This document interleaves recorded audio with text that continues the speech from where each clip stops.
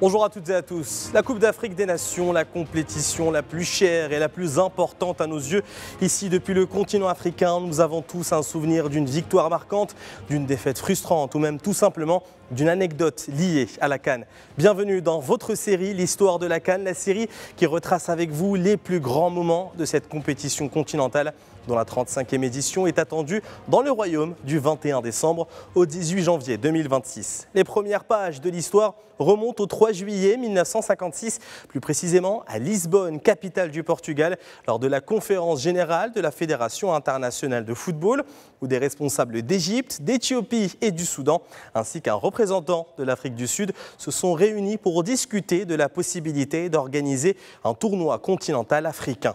Le point commun entre les parties prenantes, une envie africaine d'organiser une compétition réunissant les nations autour du sport, à l'instar d'autres tournois continentaux. Mais cela nécessitait avant tout un organisme chargé de gérer le ballon rond sur le continent. Cet organisme, appelé Confédération africaine de football, a été fondé en 1957 sur une idée lancée par le Soudanais Abdelhalim Mohamed, qui a été choisi comme premier président de l'organisme. 4 pays ont participé à sa création, le Soudan, l'Égypte, l'Éthiopie et l'Afrique du Sud. Le 10 février de la même année, à la suite de la tenue de l'Assemblée constitutive de la Confédération africaine de football à Khartoum, au Soudan, la première édition de la Coupe d'Afrique des Nations est lancée avec la participation de 4 pays fondateurs de la Confédération. Finalement, il a été décidé d'exclure l'équipe d'Afrique du Sud, dont la Fédération a refusé de participer avec une équipe multiraciale, laissant un tournoi à seulement 4 équipes.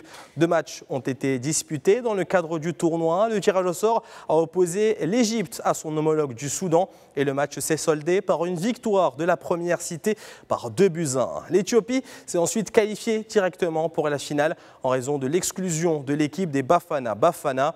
Le 16 février a été une date qui restera gravée dans l'histoire du football africain avec la première finale de la Coupe d'Afrique des Nations entre l'Égypte et l'Éthiopie disputée au stade de Khartoum au Soudan.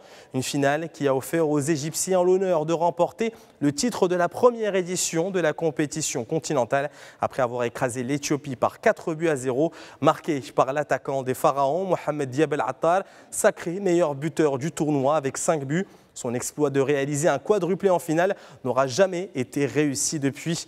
L'engouement médiatique et la forte affluence du public lors de la première édition ont incité la Confédération africaine de football à poursuivre l'aventure qui a atteint sa 2e étape en 1959, plus précisément dans la capitale égyptienne du Caire. Nous reviendrons sur les détails les plus marquants de cette édition dans notre prochain numéro de l'histoire de la CAN. À bientôt.